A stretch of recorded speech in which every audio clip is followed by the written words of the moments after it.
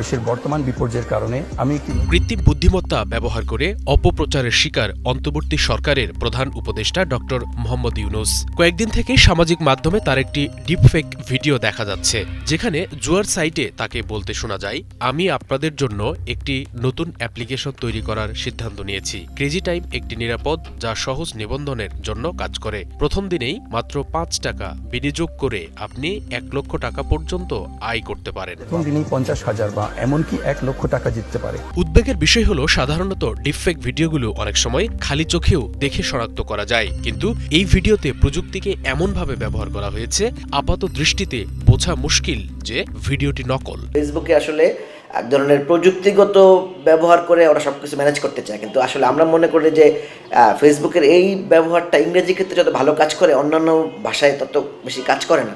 ফলে সেই জায়গায় আরও বেশি মানুষকে যুক্ত করা উচিত, আরও বেশি লোকাল যারা এর সাথে সম্পৃক্ত, যারা বাংলা ভাষা বুঝে, যারা বাংলাদেশের সিচুয়েশন বুঝে, বাংলাদেশের কনটেক্সট বুঝে, তাদেরকে আরও বেশি কীভাবে ইনক্লুড করা যায় তাদের সিস্টেমের মধ্যে, তখন এই ধরনের প্রবলেম থেকে আরও বের হওয়া যাবে। অন্যদিকে দেশের সুপারস্টার খ্যাত শাকিব খানেরও একটি ডিপফেক ভিডিও সামাজিক মাধ্যমে ছড়িয়েছে, যেখানে তাকে ক্রেজি টাইম গেম খেলতে আহ্বান করতে শোনা যায়।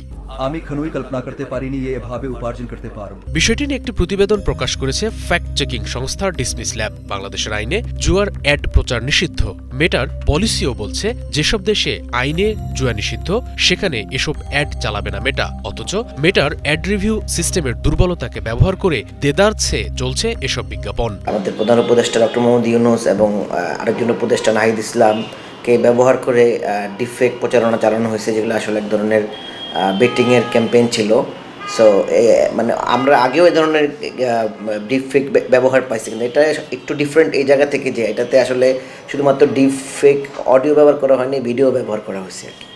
সো এই জায়গা থেকে এটা আগের চেয়ে আরও বেশি উন্নত হয়েছে এবং আরও বেশি ক্রিটিক্যাল হয়ে গেছে, যেটা আমরা মনে করি আর কি। এবং আমরা এই রিপোর্ট লেখার সময় প্রায় ১৩২টা অ্যাড পাইছি, যেগুলো আসলে কেউ টাকা দিয়ে প্রচার করার চেষ্টা করতেছে বাংলাদেশে। তার মানে হচ্ছে এই ডিপফেকের ভিডিও দিয়ে যখন বেটিং প্রচারণা চালানো হচ্ছে, এর একটা অর্থ ফেসবুক নিজেও বা প্ল্যাটফর্ম নিজেও পাচ্ছে। সো এই জায়গা থেকে এটা খুবই আমাদের জন্য খুবই চিন্তার বিষয়। এবং নাহিদ ইসলামের ক্ষেত্রেও আমরা একই রকম জিনিস দেখতে পাচ্ছি। এবং এই প্রচারণা যখন আমরা আগে দেখছিলাম, তখন ছিল বেসিক্যালি আমাদের স্পোর্টসম্যান যারা, তাদের নিয়ে বেশি ছিল।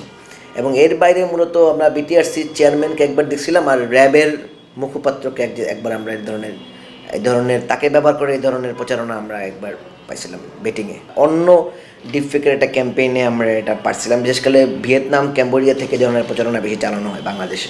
বিশেষজ্ঞরা বলছেন ডিপফেক ভিডিও চিনতে অঙ্গভঙ্গি, লিপসিং এবং ভিডিওটির প্রেক্ষাপটের দিকে নজর দিতে হবে। এছাড়া অনলাইন জুয়া থেকে বিরত থাকার আহ্বান তাদের। ফেসবুক বা ইউটিউবে স্ট্রেট ছবি বা স্ট্রেট ভিডিও দেওয়া থেকে বিরত থাকা।